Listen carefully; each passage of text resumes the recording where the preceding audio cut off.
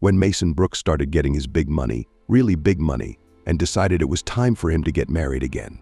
His 65-year-old father told him, "Now, son, you've got to be careful with dangerous people, women first." Mason, already a 35-year-old successful businessman, only laughed good-naturedly at his father's admonition. "Don't worry, Dad. I can handle whoever, but I can handle women."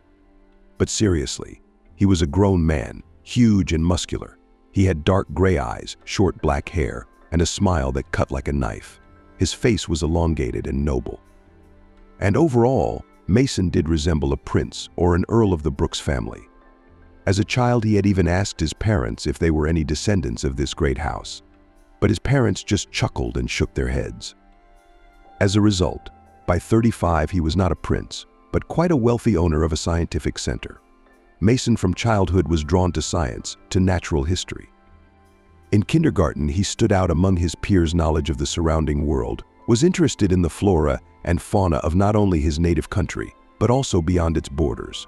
At school, he was the first in Olympiads and competitions in the world around him, and then in biology.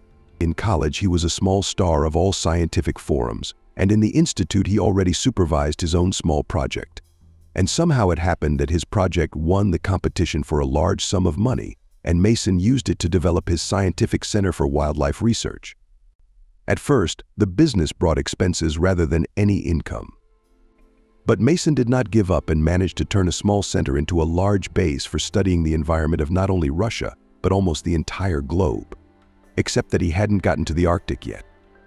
His research center cooperated with leading institutes, organizing a partnership program for student internships, organizing expeditions to obtain various biological materials, or to study rare and endangered species of animals. The center also addressed environmental problems in Russia and the countries of independent states, developed and implemented environmental projects in East Asia, and provided information, methodological and advisory support to environmental initiatives. And everything in this spirit.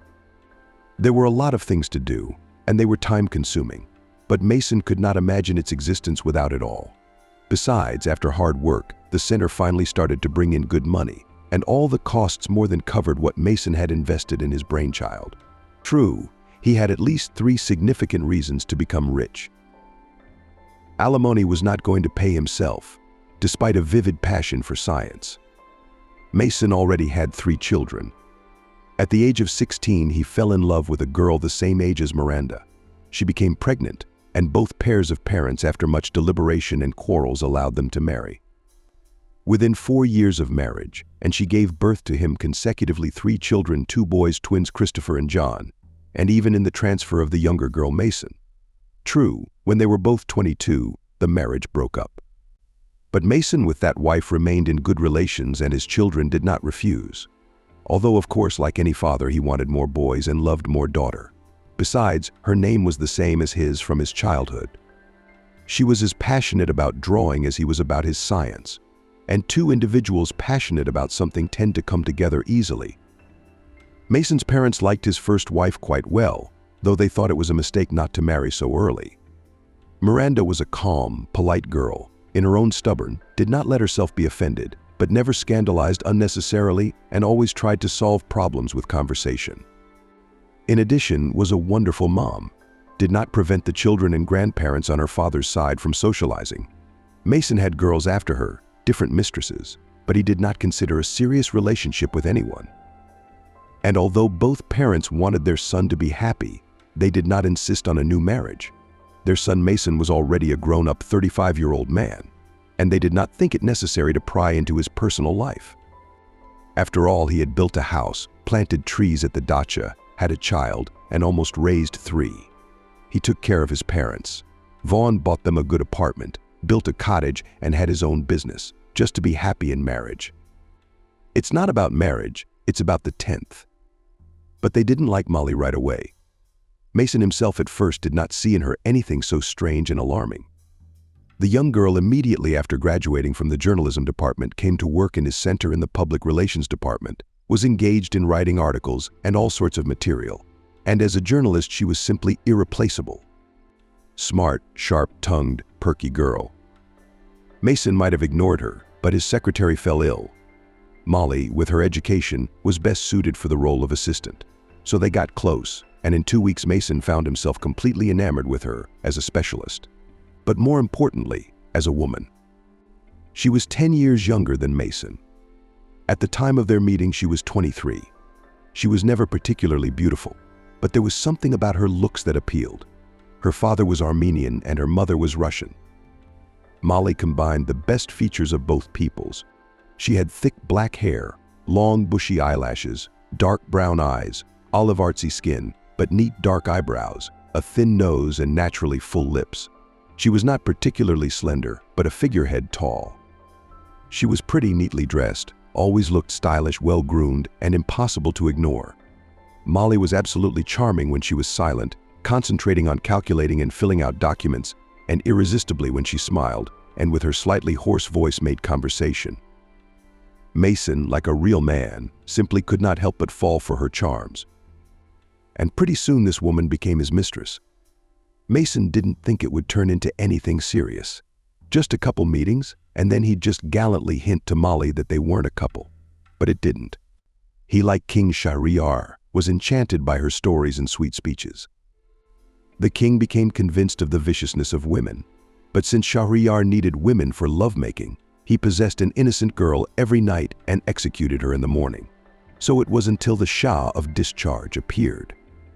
She applied all her eloquence and told tales to the king every night till morning. At the same time, rising interrupted the story at the most interesting place, and Shahryar gave Shahrazad a postponement until the next night, wanting to hear the end of the beautiful tale. However, the cunning Shahrazad, having finished one tale, immediately began the next, which again did not have time to tell before sunrise. Thus she told stories 1001 night, until finally her stock of tales did not run out. During this time she bore him 3 sons.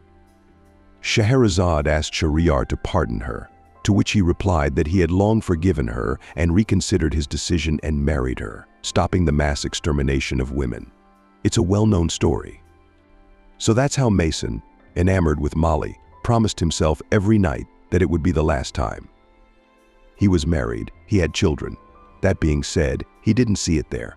But neither did simply giving up on Molly seem possible to him.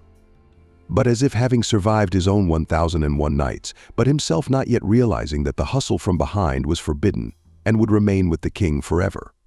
Mason was simply enjoying himself. Enjoyed her smile, which could be shy, cheeky, or even evil. Molly had an odd tongue and didn't go for a word in her pocket. Moreover, was quite observant, turned out to be indispensable. She could be flirtatious and very frivolous, and, despite the bright sexuality, in her was seen as a girl. There was a certain vulnerability of playfulness and even, in a way, innocence in her. In fact, these qualities were what attracted Mason to her, who in his first early marriage to a former father, and not particularly fond of his inadvertently young spouse, was looking for his first hot love in her. Molly responded hot and demanding, and at some point he simply decided to go for it. Molly already knew his parents. They had crossed paths at some center-related celebration, knew his children. During her time as his secretary, Molly ran a lot of personal errands. She was almost the perfect woman. Almost because Mason sometimes embarrassed her by being frivolous and playful. But Molly was still young. She could be forgiven that. In everything else, was the woman perfect? A good worker, intelligent, educated, beautiful, liberated, outspoken. As the saying goes, a real woman should be a hostess in the kitchen, a queen in the guest room, and a prostitute in bed. So Molly, whom Mason soon began to call Molly at home, was just such a woman. And she was also sometimes childishly playful and happy about all sorts of funny little things. And men always like that. And Mason never tired of delighting her time after time. When he announced the wedding, his parents were alarmed. Mason tried to explain his motives, but they didn't get it. That's when his father said that line about women, about how some people you have to watch out for. Mason wouldn't listen. Molly was too much in his thoughts. His young bride savvy, nimble in bed like a pussycat, with big dark eyes, a thick mane of black hair, with a sweet-speaking voice. And all his. Why not get married? Mason didn't want a big wedding. He was 35, had 3 kids, and had already had one wedding. A college wedding or a grown-up wedding. What's the difference? Nothing new is going to happen there, she nonchalantly stated one day when she talked about wanting a wedding again. Her smile turned cool and sharp as a knife. I haven't had a wedding yet. She made a fair point. And somehow, for a few seconds, Mason felt guilty for saying it. Please, Mason, let's have a beautiful wedding, please. When Molly called him Mason, he was willing to do anything for her. It had been a long time since anyone had been so tender and affectionate with him.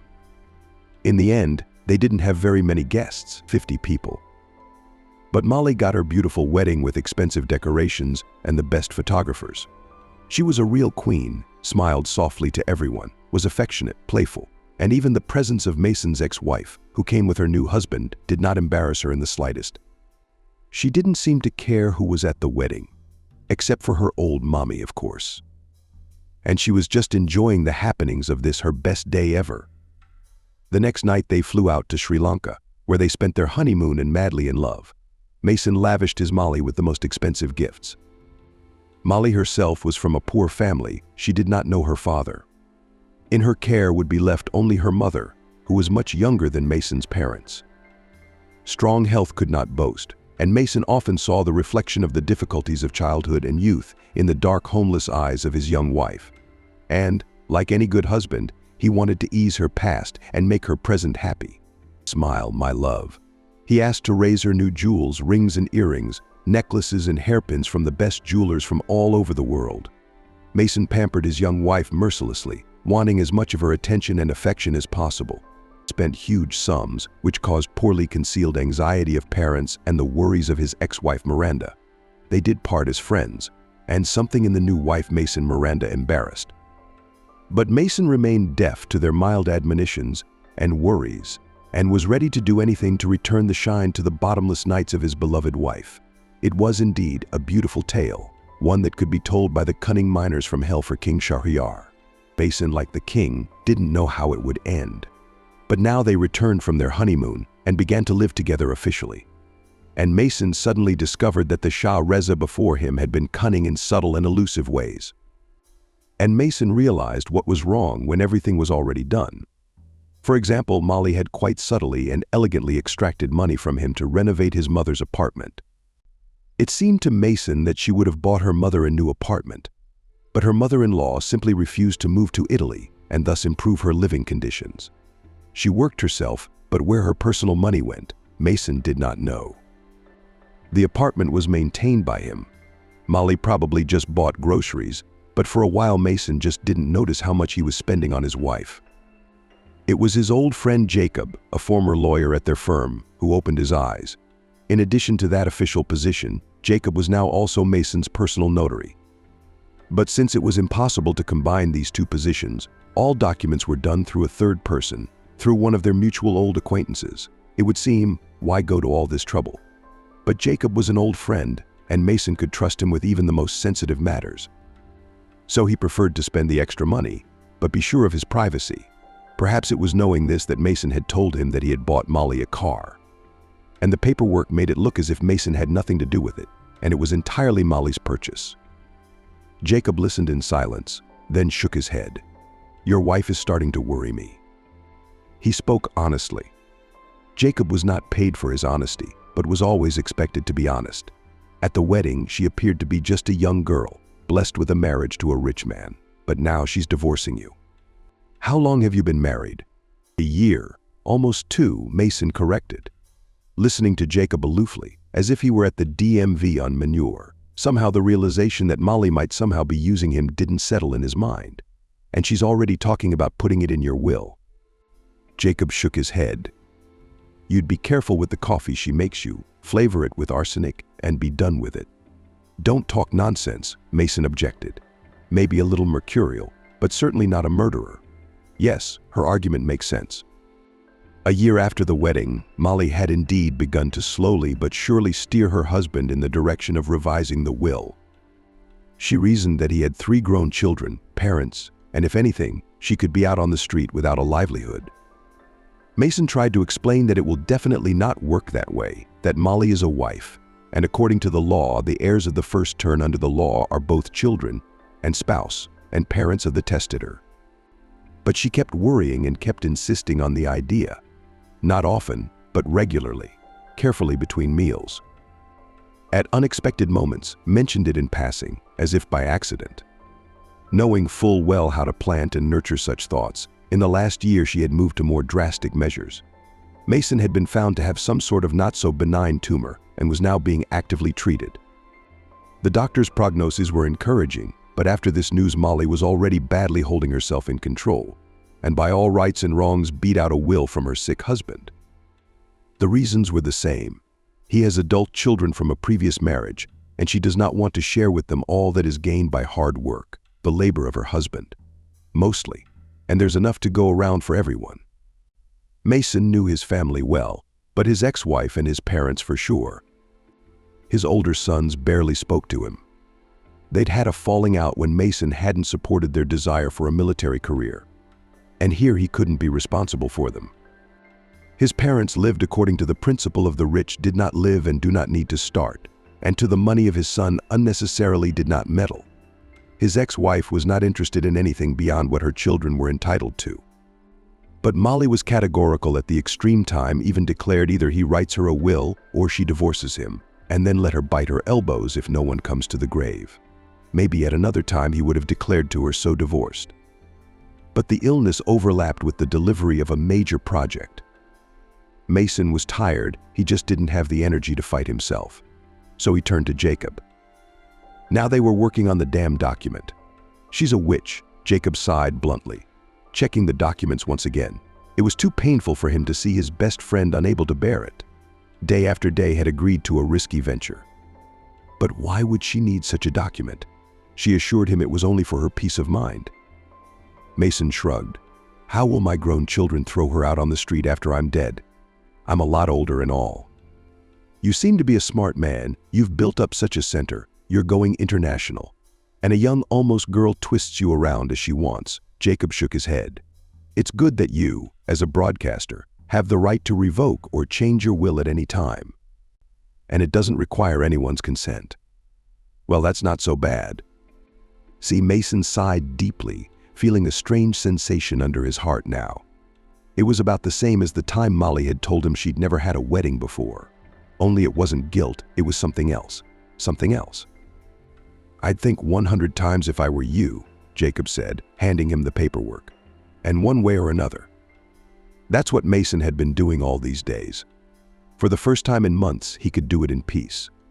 Molly found herself eyeing the copy that stated she was the sole heir to all of her husband's property. And when she calmed down, Mason sort of fell in love with her again.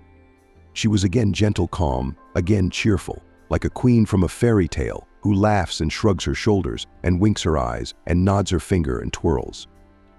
Part of the city looked in the mirror only when this mirror confirmed that the queen of all the lovelier, all Armenia and whiter received some assurance from a verified person that everything happened the way she wanted. Here and Molly, after receiving the will, looked the same way. In general, during the days of her illness, only Molly and Mason's daughter Mason remained near Mason. Mason's parents believed, at his own suggestion, that he had nothing serious. He would not alarm them possible development of oncology. His ex-wife was also not particularly aware of his illness. And his sons? He didn't tell his sons for some reason. They didn't really care. But their father was alive. How he lives is not their concern. They only called him because their mother almost forced them to communicate with the other parent. For some reason, there was no connection between them when they were kids. And then there was nothing to connect. Christopher and John grew up tied to a strict but loving mother, and Mason just kind of drifted away. But Mason's daughter was his rebound. She even moved in with him temporarily to care for her father. Because of his illness, he had to let go of a couple projects and put Molly in his arms. It was more working than being at home. And Mason was a home artist, sitting at home, days and nights, painting her pictures, and for some reason reminded Mason of himself in his younger years. The same passionate personality. Only the girl Mason, even as a child, drew classmates for 3.40 cents some work on fine art. For money, participated in competitions different. Then she entered the faculty of painting in a good university, and now she's finishing her studies. While they were both at home, Mason was undergoing chemotherapy and painfully unable to work. They even jointly produced a miniature project depicting the nature of Russia, its Red Book wildlife, and separately the animals of Asia. Molly's attitude to Mason was calm, even friendly. She had always been quite normal toward her husband's daughter, and you couldn't tell she was worried about being thrown out after her husband's eventual death. At one point, Mason caught himself thinking, but of course, why should she worry? I mean, she considers herself the sole heir. And that thought made him feel guilty about his parents, his children, especially Mason. I mean, he left them their personal property. The kids' parents have nice bank accounts, personal accounts with good zeros.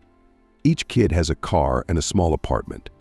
The parents have a big nice apartment, a nice summer house, and a roomy family car. And still somehow it's shameful that, in fact, a stranger gets everything, thinking it over time and time again. Mason did not know what to do. The doctors didn't give any guarantees that everything was fine, then everything was bad, and he was already thinking about secretly revoking the will. Vona would sign over everything to her daughter. She certainly won't hurt her brothers. And not the grandparents, not his father's second wife will not kick Molly out of the apartment, but for some reason he could not do so. Molly was his wife after all. Maybe a little strange and obscure, but still close. He'd chosen her, and if he was wrong, it was, as they say, on himself. An idea how to check which of his relatives would sincerely miss him, who would only claim theirs in the will. Who will begin to engage in strife and conflict. It didn't occur to him for a long time, until one day he found himself contemplating a completely insane plan, which of course the first thing he decided to share with Jacob. "You're crazy, you know?" Jacob was shocked. They were sitting in the coffee shop, and Jacob froze like that. Dart's failure to reach the dessert spoon was a rather comical picture. Sort of a grown man, dazed as well as a small child. Chemotherapy, God knows it's got a nasty effect on you. It's starting to make your head spin. "You're not the hero of a soap opera, are you?" "Oh, come on," said Mason, suddenly interested in his crazy plan. "It's pretty simple, especially if you help me with it. You're going to play out your premature death on the expedition?" Jacob said slowly, as if that either made the idea less crazy or made the whole thing a bad joke. "Not death," Mason corrected, smiling a little guiltily. "As you have it in your paperwork, missing in action under circumstances threatening or suggesting death by certain accident. 6 months and I'll be declared dead, but you'll stretch that out to, say, 2 years, along with a background check and all that. And we'll see who does what. What about your parents? Have you thought about them?" The notary was indignant. "I'll warn my parents." Mason nodded seriously. "They don't need this kind of excitement. But I don't see any other chance to check the sincerity of my heirs. Maybe I'm right, and Molly's been screwing me and my money around. Or maybe she just looks that way and is really worried that my kids will kick her out of the house and take everything she has. She had a rough childhood, you know. We'll only know when it happens. But if possible, I'd like to know these things in this world, not in that one," said Jacob. And he was silent for 3 whole minutes. He waited slowly for his dessert, while the excited Mason waited for his friend's verdict. Without his help, nothing would have gotten done. Maybe the idea was a terrible one, but there was no other way for Mason to test his family. The long separation didn't bother him much. His parents will know he's alive and well. Since college, he had been traveling to various conferences and forums about his expeditions. He could disappear for 6 months, sometimes even longer. Perhaps Miranda could not tolerate this in their marriage and filed for divorce. Mason did not blame her, went about his business quietly, not worrying that someone was waiting for him at home and worrying that he had obligations to his wife and children. He actually went on his first long expedition for 13 months after his divorce. So he felt at ease in that regard. "All right, to hell with you," Jacob suddenly said, and Mason couldn't hold back a satisfied smile. "Let's give it a try, but I'm telling you right now it's going to be terribly difficult." It took them a long time to prepare. The situation was not one where you could make a deal with someone and just live in another country. They had to think every step of the way. They decided that Mason would organize a trip somewhere in Indonesia.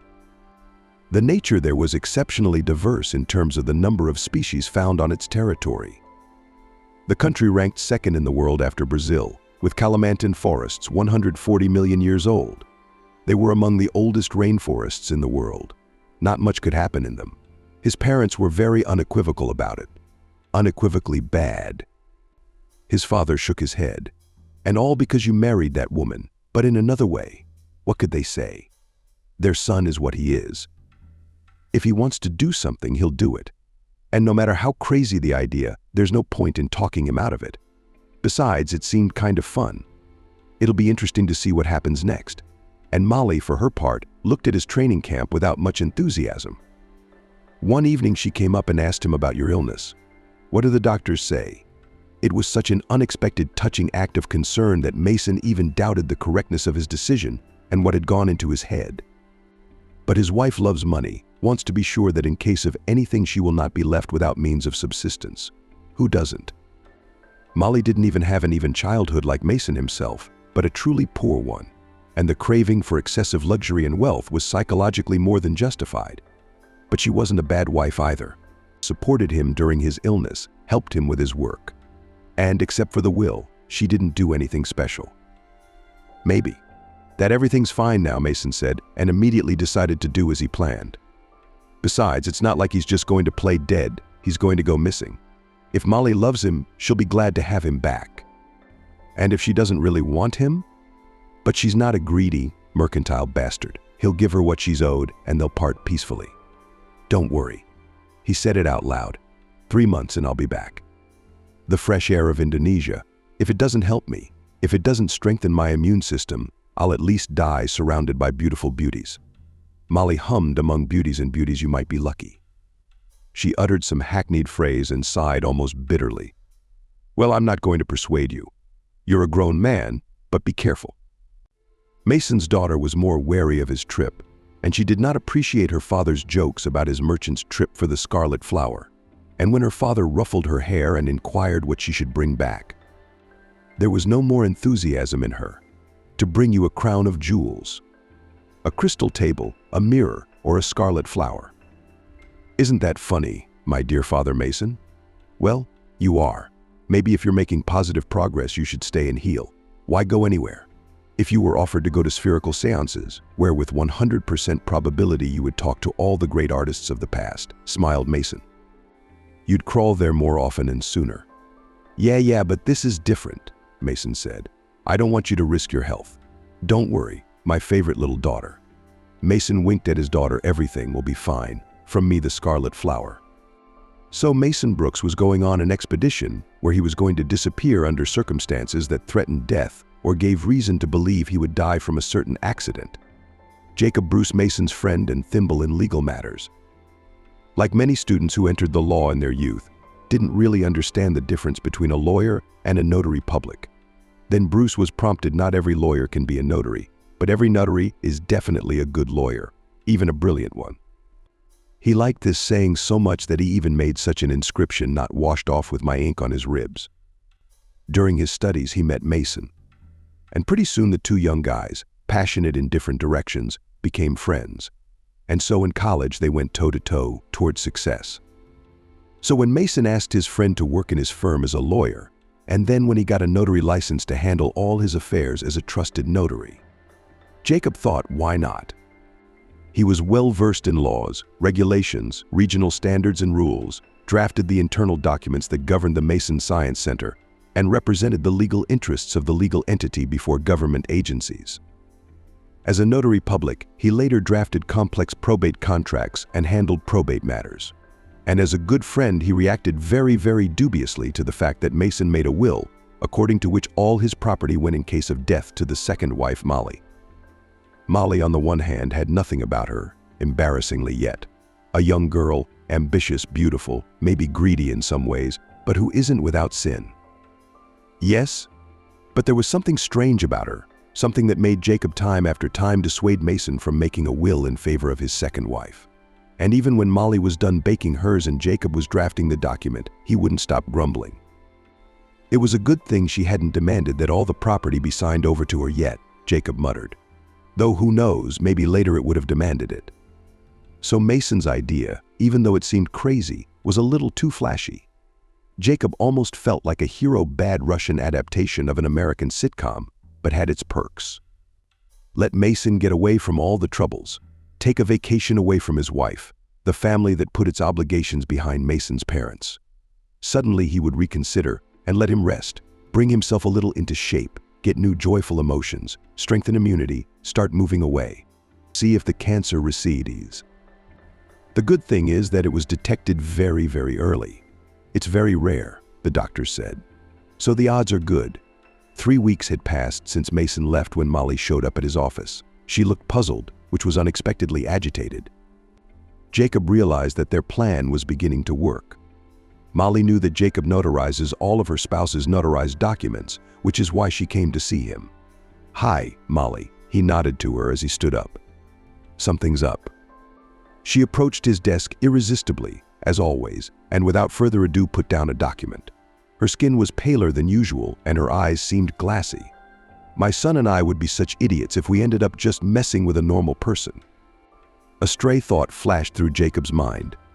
Normally, he tried not to think about the fact that they could both be wrong. Then she would definitely be right of all property for such a nerve-wracking experience. But after all, she has enough personal possessions of her own, 2 cars, mom's apartment, jewelry. "This came to my house today." She spoke in a strange tone, either excited or distrustful. "I'm not sure if it's a real document or a really bad joke." Jacob looked as if he had never seen this document before. In fact, he and his comrade had studied hundreds of documents to compile something like this. Of course, usually a person was reported missing when their loved ones went to the police. But since Mason Brooks was a famous explorer, the fact that he did not return from a rather risky expedition to the hotel for 3 days forced the authorities to draw up a formal request to the first relative-in-law to the wife. There may have been some mistake, but thank God no one in the Mason family was a lawyer in that respect. Everyone relied on Jacob. "It says here that you are asked to tell me if Mason contacted you," Jacob said. After a couple minutes of scrutinizing the document, Molly, nervously, his hands clasped together. He went hiking in the woods and disappeared somewhere in the rocks. "That's what it says here. It's considered a life-threatening circumstance. He hasn't contacted me." Molly exhaled without waiting for an answer. "Or called, I think, 2 days before the hike. Said he was leaving and might not be in touch for a while. And now this." God, is she really worried? Jacob thought, feeling himself getting nervous. He asked Molly to sit down, poured water with lemon and sat down at the table, ostensibly thinking about what to do. He'd have to ask Miranda's parents and the kids if he'd contacted any of them. Not with Mason. Molly said confidently, "She's been staying with us since this morning she's gone. She hasn't seen the letter. I think she'll have a stroke." "And his parents?" "The mother has heart problems." "It's better not to say anything yet." Jacob nodded in agreement. "I'll try to discreetly find out if Mason has contacted them or not. If not, we'll send a reply. Let the authorities start a search." "And if something happened to him?" Molly asked. Her fingers trembled nervously on the water glass. "What do we do? For now, let's just calm down and find out. Maybe Mason just couldn't call you." Of course Mason didn't write or call anyone. Jacob knew that he was vacationing in some small corner of India, continuing to write articles and work up material for his trip. He withdrew a large amount of cash and transferred part of it to Jacob's account. So he didn't need the money. He never contacted anyone. A couple of days later, Molly, paler than the last time, showed up at the doorstep of his office again. She told him that Mason had not called anyone and that she could not reach him. All these days Jacob had asked her not to be nervous. But Molly only grinned hysterically. "My husband is missing." "I understand," Jacob nodded. "But you have to stay calm. We're about to start a complicated process, and you have to be ready to assert your rights as the wife of the main heir in the will." And then Jacob saw what he wanted to see, what he had expected to see, what they had both expected to see. Molly's eyes gleamed greedily, powerfully. She looked at Jacob point blank, and her fingers tightened slightly. Looking at her, Jacob suddenly thought for the first time that he knew nothing about this woman and how much her husband knew about her. General dry facts, but in essence, what lies behind that mask of a playful lady, behind that sweet harmless face? It seemed to Jacob that at some point when he gazed into her dark, bottomless eyes, he came close to unraveling this woman sitting in front of him. But she blinked slowly. Her dark eyes disappeared for a second, as if behind a veil, and she became impenetrable again, allowed to see only what she wanted to show. "I thought he'd rewritten the will," she said, an order of magnitude calmer. No, Jacob shook his head. "You're the sole heir to his entire estate." The corner of her long lips twitched in a slight smile. She waved invisible dust from her skirt, but then picked herself up again and shook her head. "So what's our course of action now? First, we organize an investigation. After all, this could all be a huge mistake. Then, if he doesn't show up in 6 months, he'll be declared dead. And then everything else starts, like dividing up the estate, reading the will and all that." 6 months, Molly repeated slowly. "I understood, and from the moment she became and yours came out, I had to admit she behaved amazingly. At Mason's work, she took center stage. As his secretary wife got along well with the other directors, and the work was not idle. She didn't make a fuss, didn't raise a panic, was courteous, attentive to the grief-stricken parents. Mason's mom played out the heart attack so believably that I almost felt bad for telling the truth. The parents asked for silence, only reporting. The news about Mason and movies in general played perfectly the role of hermits. Miranda's ex-wife was dumbfounded by what was happening, willingly went along with the investigation, giving the police all the information they needed. How were the expeditions during their marriage? Could Mason not answer the telephone for long periods? And how did he generally behave during such departures? The sons showed no particular interest, though they did seem to get excited. But Mason was more than obviously worried. The girl was so hysterical that she had to be medicated, and not weekly. 6 months of silence passed, and Molly reappeared on the doorstep of his office. Jacob was one of the first to notice. "So 6 months had passed," Molly announced, without a drop of sympathy in her voice, cold and determined. She was dressed in a short black dress with her hair in a strict hairstyle and almost no makeup. She seemed about 5 years younger. Jacob embarrassedly rolled over. "Molly, did you even wait another month?" "It's been 6 months," she repeated sternly. "Mason should be declared dead, shouldn't he?" "They should," Jacob nodded. He sighed heavily. "I'll start preparing the paperwork to start the process." "How long will this all take? 6 months? A year?" "It's hard to say," Jacob said, typing on the computer. "If you're interested in inheritance issues," she coldly cut off, "my lawyers are now sending documents to the court." Calmly continued Jacob. "No, we didn't do it all for nothing," he said to himself. "Mason will be declared dead." Jacob's voice involuntarily trembled because of the nasty feeling that clenched his heart. Even as a joke, it was hard to say, "And we will begin the process of probate." Be prepared for the fact that the will can be contested? Molly stared at him in silence for a while. Then, crossing her arms over her chest, she never sat down, towering over him, looking with her black eyes. "How can this all be expedited?" "Molly." She rested her palms on the table and leaned over Jacob. And the man suddenly felt threatened. If Molly acted like this every time Mason denied her something, Jacob could understand why this woman got everything she wanted. Mason had jokingly compared himself and his wife to her abusive husband Shahriar. But now something told Jacob that Molly was the king here. A bloody and cunning despot. "I won't let you throw me out on the street and take everything I've been promised," she muttered almost threateningly. "I'll take what I'm entitled to, and preferably sooner." "Molly," Jacob exhaled again. "I will act strictly within the law," acting, she agreed. "But if you make it quicker, I can thank you. In hard currency, of course. Until it is not recognized by the heiress, you have no right to dispose of his property." The notary answered dryly. "I have not disposed of his property." Molly smiled thinly. "I disposed of my money, although the term and his property will become mine. And you think about it. Bruce, all right, think it over." Mason laughed a good deal with the story, but Jacob sensed that he was extremely uncomfortable with it. Mason could hide it, but he knew better than anyone else. He hoped that Molly would turn out to be a faithful wife, and that it was all just a figment of his imagination, that he would be able to come home early, miraculously resurrected again. But one way or another, there was no speeding up the process. I found myself distinctly dissatisfied with the situation. So far, though, he'd kept quiet. I was getting ready for the funeral, though I was in no hurry. She was doing something, and while it was going on, Jacob moved on to the secondary task of the whole plan to check the rest of the family. The parents were supposedly the first to call for a dialogue. In reality, Mason's parents just talked to him vacationing in India.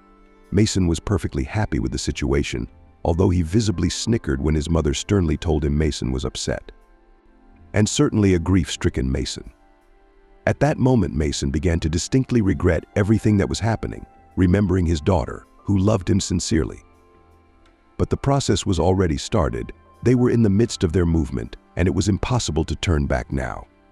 In addition, finally began to reveal the main figure of their game-loving and faithful wife. After the parents, Miranda volunteered for the conversation. As an ex-wife, she had no claim to anything, but Jacob wanted to talk to her too. Miranda was dignified and calm, but it was obvious that she was not happy about everything that had happened. "Miranda, how are you?"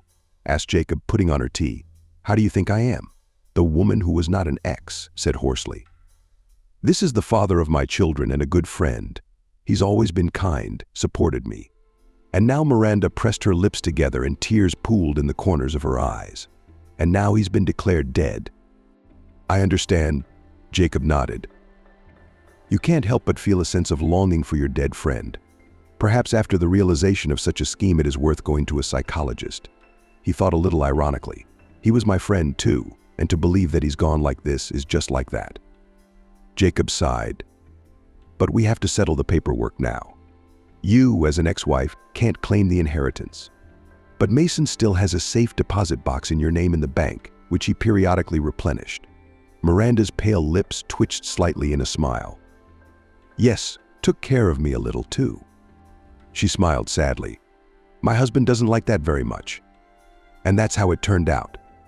"All right," Miranda exhaled. "That money doesn't really bother me. Mason can still come back, and that would be great. Better tell me what's going on with my kids' inheritance." Well, Jacob ran his eyes over the deeds to their apartment, the car, everything stays with the kids, since it's already in their names. But also some bank deposits in their names in banks. And the company's interest. Miranda frowned slightly. Jacob barely held back a disappointed smile. "And Miranda's in the same way, though she's less in demand. She and Mason have been divorced for 100 years. Miranda has another husband. Of course, her only concern is the welfare of her children.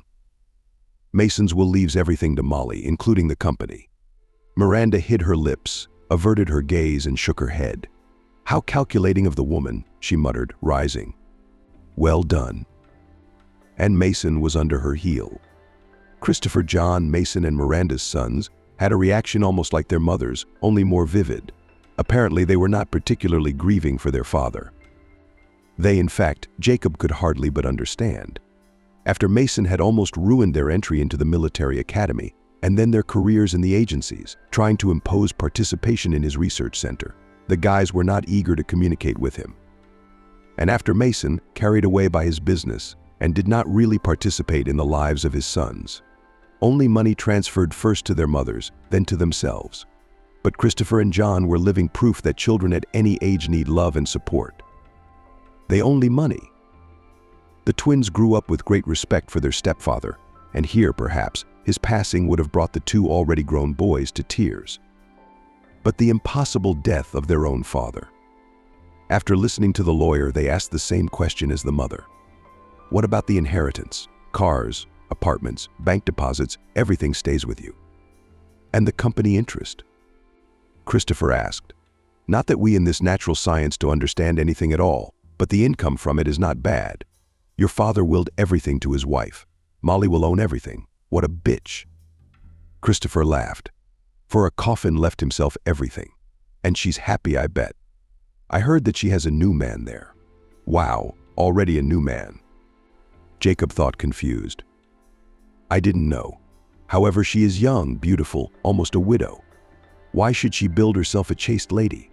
Can we contest the father's will? John asked more calmly. Mason was in his right mind when he made the will, so it is unlikely to be contested. You, of course, have the right to go to court, but it is clear, John exhaled, not letting the notary finish his sentences. Christopher poked disappointedly. Then, if nothing can be done and there's no point in talking about anything anymore. The hardest part was making conversation with Mason. While everyone who came to him looked more or less decent, Mason was painful to look at. She sat in front of Jacob in a black tracksuit with her hair carelessly gathered.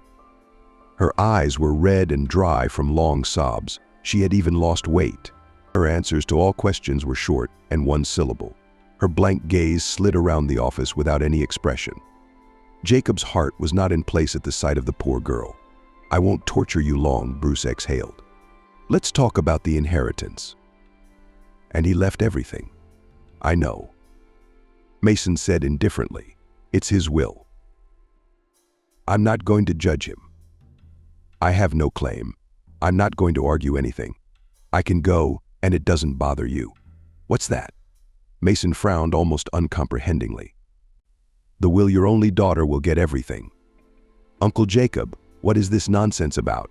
Mason groaned, dropping her face into her hands. "How can I think of any money? My father. How can you?" And Mason sobbed, shaking with tears, and Jacob swiftly approached her, putting his arm around her shoulders. Feeling the man's arms around her, so much like her father's, Mason cried even harder. She sobbed for at least 10 minutes until she simply had no more strength left. So they sat next to each other for a while longer. "How can you think about money?" she whispered. "How could you? It was my own father." She looked at Bruce with the desperation and blind hope that is more characteristic of children than of a grown girl. "Uncle Jacob. Maybe it's not true. We haven't seen the body. He was only presumed dead because he disappeared into the mountains. He might be alive." Jacob bought it at the last minute, tongue-tied, not to tell her right away that her father is actually alive, that it was just a setup for Molly, that none of this is real. That would be fair to her, the only one who, besides her parents, actually loved Mason, her father. But the play had begun, and it had to be played out to the end. There was no way around it. "Of course it could," nodded Jacob. "It's all contingent, and we don't know the truth. Mason might be alive." Mason took a deep breath. Now that was the truth. With a second child, it was easier. One way or another, Mason had more to do with her than her sons. After making a mistake with his first children, he'd tried a different kind of parenting with his daughter. He pampered her, loved her, without asking for anything in return. Maybe that's what it was all about. The girl's not afraid of being too soft, too outside the wife. Or maybe Mason intuitively felt that his sons were lost to him and didn't want to lose his daughter as well. And Mason had responded to her father with all the strength of her daughterly love. And now her loving heart was broken. "So I will believe in a miracle," Mason declared, wiping the moisture from her cheeks. "I'll just believe in a miracle. There she is, her father's true heiress," Jacob thought, and Mason confirmed his thought. "When I come back, they will rewrite everything in her favor," sighed his friend when they called again. Mason Brossi on the other side seemed amused by all this, but Jacob saw his friend shattered. That's how only after death can you know how your family really feels about you. And at the end of the day, when he comes back, who's left with Mason's parents and daughter? Maybe he'll realize who treats him the way he does, who he means what to, but how to live after that. Like they say, don't listen to what other people say about you. You can learn things that you won't want to live. Although parents, a daughter, that's a lot. But as Mason stayed out of touch longer and longer, as everyone assured that Mason Brossa was probably not alive, his wife became more and more active. She acted quietly, without attracting attention. But Jacob was watching her, and therefore saw everything. She joined the board of directors as a person who would sooner or later inherit the master's place. Besides, she knew all the current projects, the stages of development. Some of the money from the joint account she cashed in, but what she spent it on is unknown. There was no denying her savvy. Mason risked not getting that money back at all. And when the court finally recognized that Mason Brooks died, she suddenly decided to arrange a real funeral, with a coffin grave and everything. The widow herself at this theatrical funeral was stunning and beautiful, but pure Monica Bellucci in the movie Melina. And if Jacob did not know the true situation, would quite believe that she was very grieving. Since there was no body, some understandable belongings of the deceased were placed in the casket, and the picture of the photo was lowered into the coffin personally by Molly. As she did so, her fingers trembled and her pink lips were mournfully compressed. Either she is a very good actress, or in some corner of her heart she really is sorry, Jacob pondered, looking at her. He knew that Mason was now watching the broadcast of her funeral and probably having fun. But Jacob wasn't having fun. Molly may well not have deserved this. Yes, what she'd done was ugly, but they put her in that position. Who knows, if Mason hadn't planned the whole thing, they might have gone on living like this. Yeah, Molly loved money. Who doesn't? A lot of wives have done worse things to their rich husbands, and the only one who did this badly was Molly herself. After the wake, while everyone in the small group discussed what had happened, Molly slipped away to Jacob. "My condolences," Molly said sadly. "I know you two have been friends for a long time. This is probably very painful." "Yes," Jacob nodded. "The worst part is that we can't even say goodbye properly." He was quiet for a while. "I'm sorry for your loss too," he finally said. "So young to be a widow? It's not pleasant." Molly nodded. "We had plans. Mason didn't want cancer to stop his life. He wanted to go to the Arctic, buy himself a racing motorcycle." Molly hummed and shook his head. Wanted to express his youth once more. "Are you coming back to the office today?" "Yes, I have some other things to do." "I'll go with you." Molly suddenly said, "We've got to get the will settled and this matter closed." "Molly," Jacob said sternly, "we just buried your husband. The wake hasn't even been held yet." "I buried my husband 3 months after he stopped contacting me," Molly said dryly. "People die, disappear. We move on." She was true to her words. The office rules were as polite as possible. Explained to her that it was necessary to wait another 6 months. He'll take her application now and then issue the certificate. After all, Mason had only been legally recognized as deceased the other day. She has nothing to worry about. The other legal heirs can't contest the will. There are no disputes with anyone else either, so we'll just have to wait another 6 months. Reassured by his persuasive words, the widow graciously agreed to wait and went on with her life. 3 months later, she announced that she was getting married. Christopher was right. She had another man, and had had another man for a long time, apparently making a public appearance 6 months after Mason's disappearance. Jacob had never seen him, but Miranda had mentioned that he was a young man, even younger than Molly. "That's a funny thing," Miranda said. First, she was 10 years younger than her husband, and now she chooses a man almost 10 years younger than her and lives in Mason's apartment. "Good job, man," Jacob snorted judgmentally. "This is going to be a number. If Sonia is still alive." "Yes, it would be quite funny," Miranda agreed. Everyone was amused, except Molly and her young husband. She was really incredibly beautiful on the wedding day. Gorgeous hair, expensive jewelry, absolutely incredible in beauty-lush dress silhouette princess. Delicate, subversive shade, perfectly complemented textured decor coat and lace, trips, beads. The only thing more beautiful than the dress was the bride herself. Here's the truth. It's not about the dress, it's about how you wear it. But all that beauty was shattered when Mason Brooks showed up at the wedding. Quite lively, tanned, happy, in a stunning elegant gray pearl suit. It was as if he had just left the house yesterday and smiled. "Hello, darling." Molly Ignatenko was born into a poor family. Her father left her when he found out she was pregnant. And Mom spent her whole life pulling her cash. She robbed and destroyed her health on hard, dirty work. Just so my daughter could have nice clothes, new clothes, good food. She would come home and never show her how tired she was. She always found at least a few minutes a day to talk to her daughter, to find out how she was doing, what was bothering her. Every morning she stayed up early to get her daughter ready for school, prepare a delicious breakfast, and braid her lush hair. Her daughter was the only person close to her.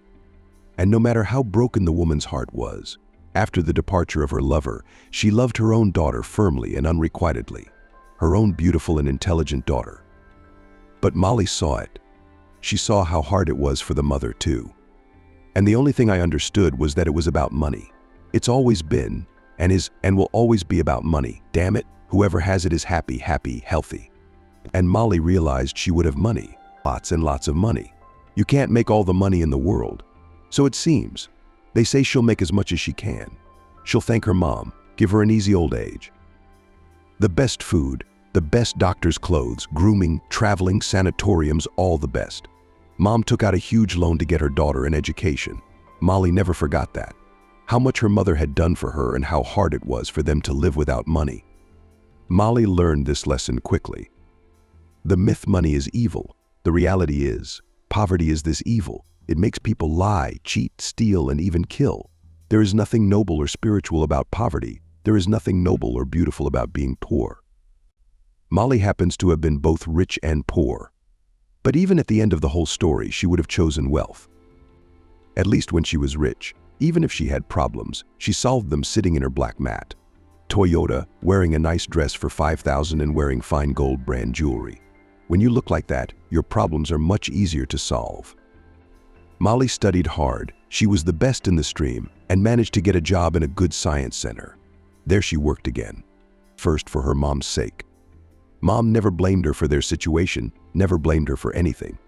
But Molly felt obligated. She paid off her student loan, checked her mom of all doctors, cured her hernia, updated all the furniture, the furnishings in her modest one-bedroom apartment. She tried for her sake, for herself, for their future, to never taste that ninth nasty taste of poverty again. Molly tried to cope on her own and believed that maybe, just maybe, until fate showed her an easier way to her boss's heart and wallet. Mason was 10 years older than her and Molly didn't like him much, but he was funny, kind, and very generous. Realizing this beautiful side of him, Molly grabbed onto him with both hands and wasn't about to let go. She knew that her mind was more precious than her beauty, and she never wanted to make her way through bed.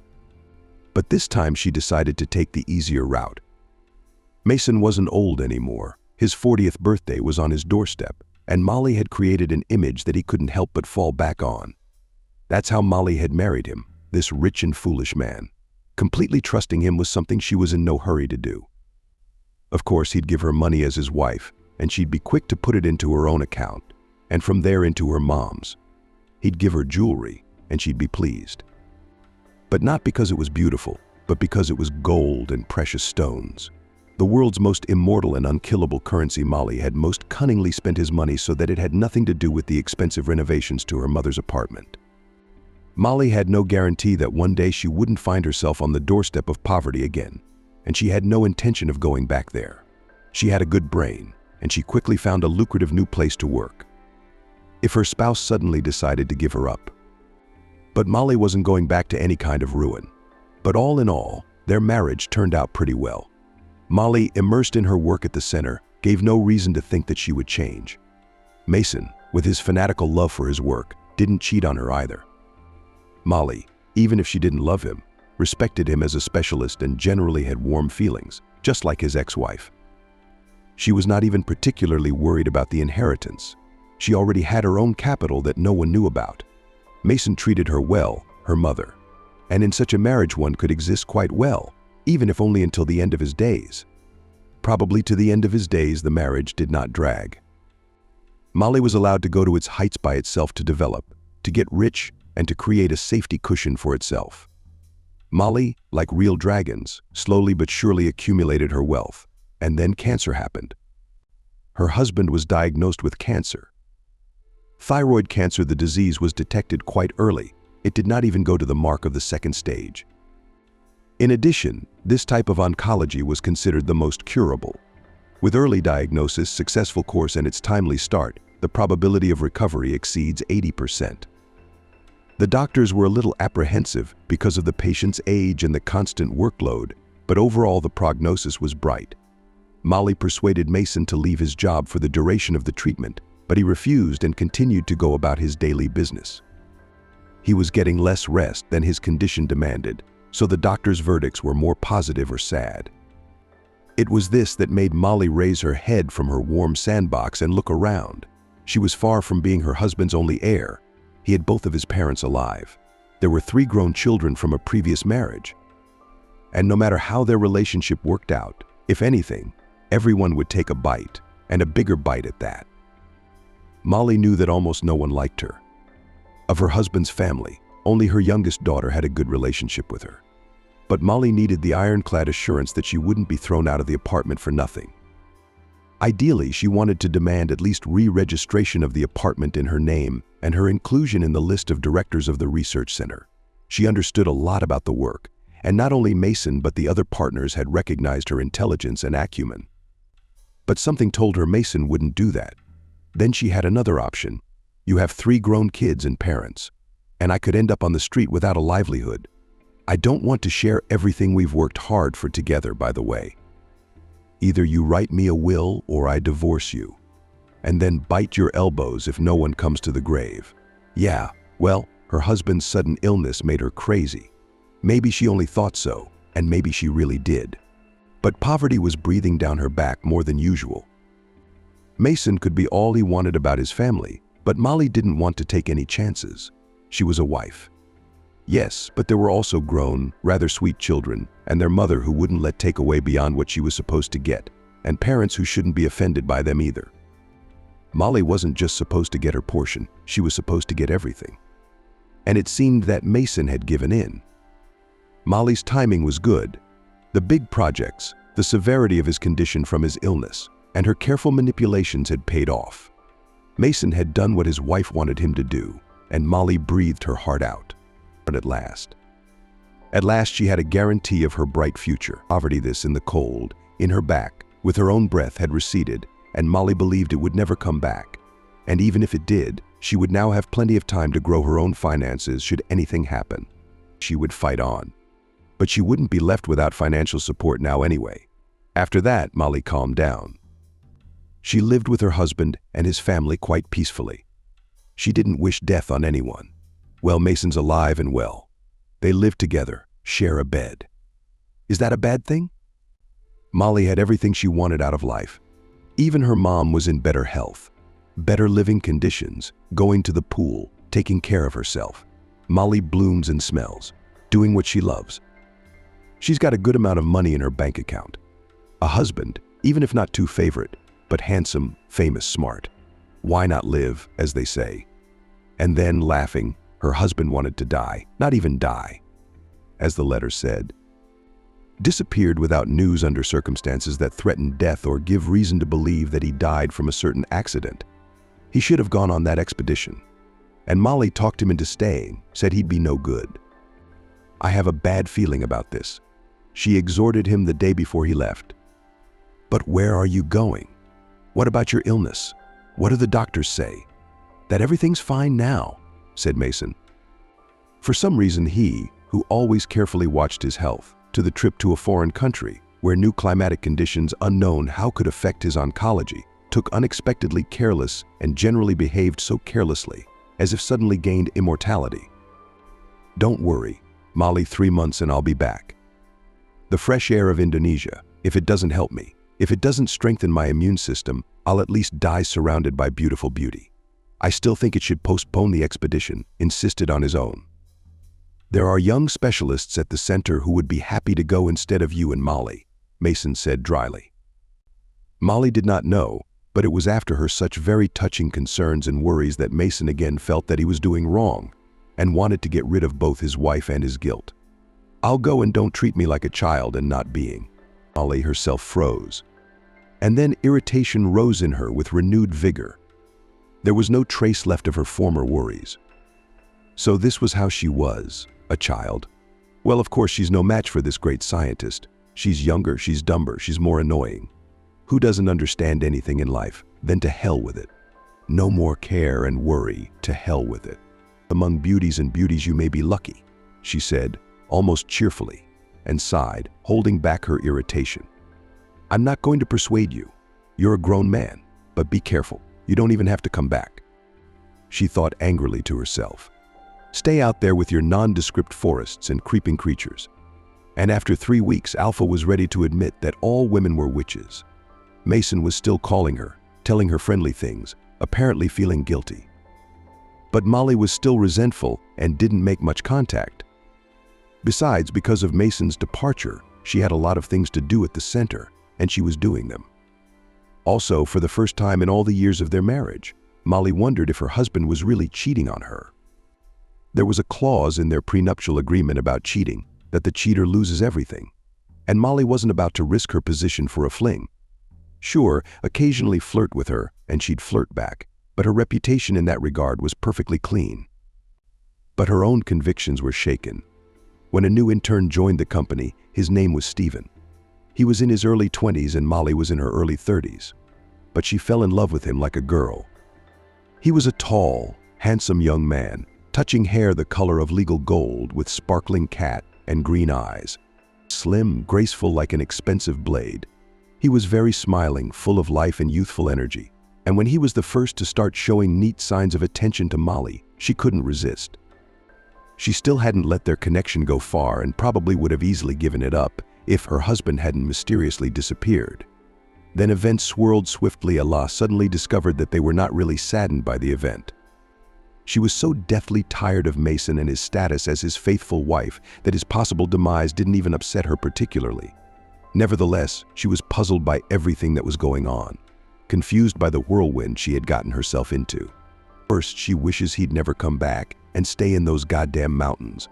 And now she is already discussing with Jacob Bruce what is the procedure of recognizing the missing person as dead and what she should do in general. Stephen, like a loyal friend, was there to support her. But Molly still kept him at a distance.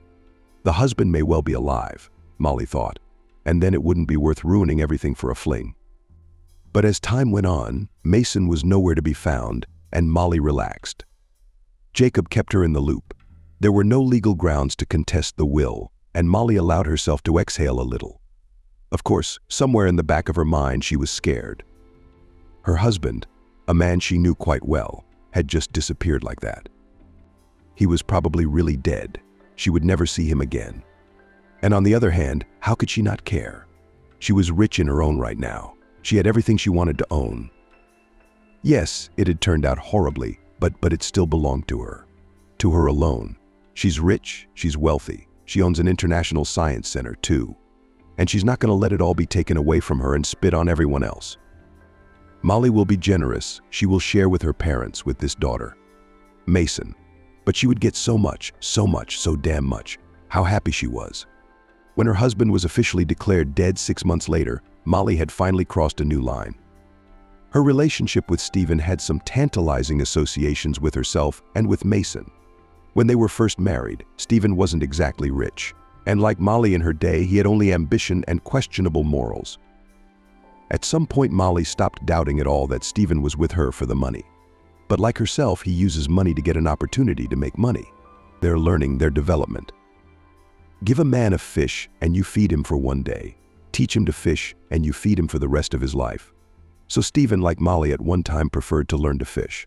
He just needed money for fishing rods and fishing tackle. He made no secret of it. "You don't love me either, do you?" Molly asked him as they lay in bed. Stephen looked at her straight and clear-eyed, with a slight shake of his head and a slight shake of his head. "But if that's enough for you, I'm going to be faithful and helpful," he immediately declared with all the directness of youth. I promised Mason the same thing. With a kind of frightening indifference, she thought. And look where it is now.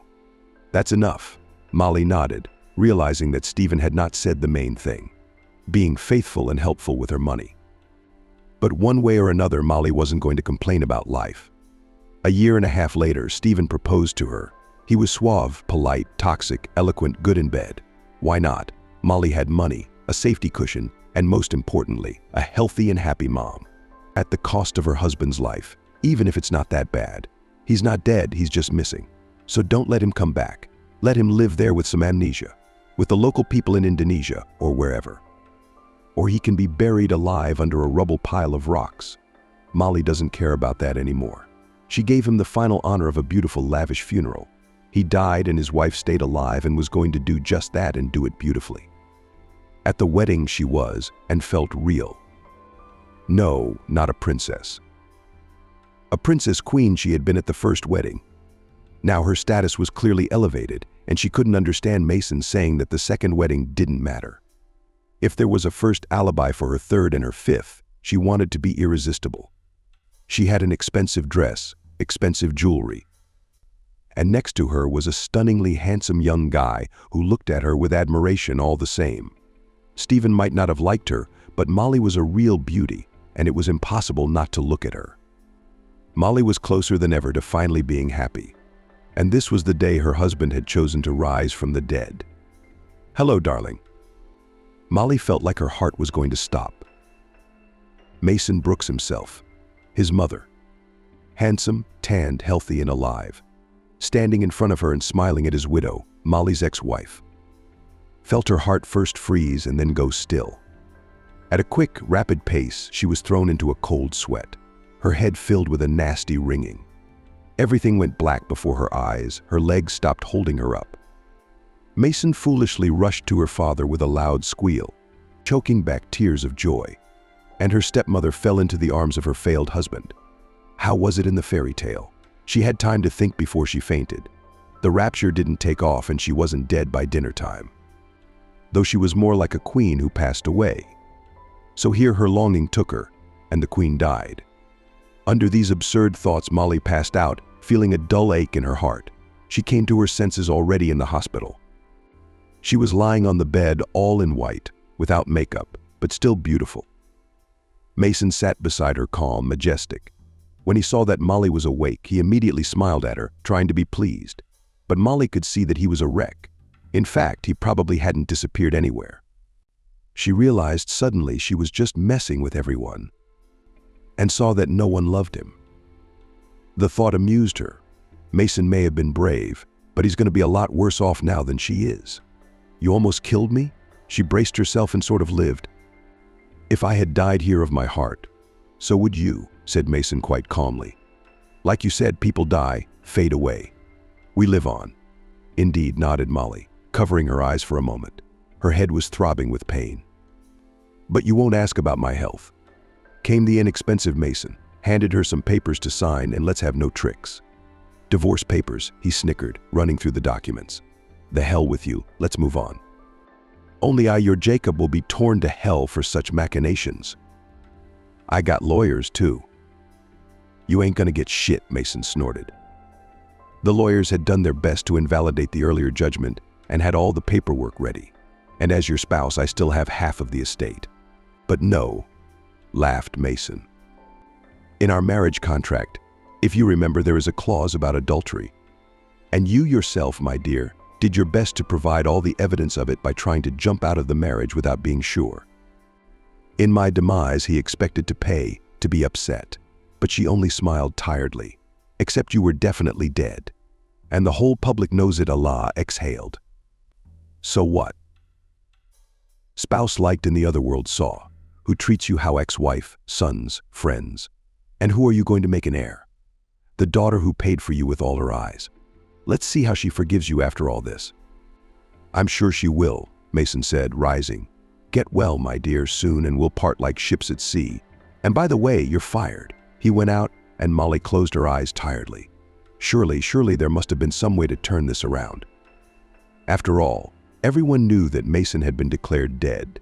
And even if the papers don't confirm anything, employees and journalists will easily write stories about how the poor woman was deceived. We just have to be strong, just be strong. Damn it.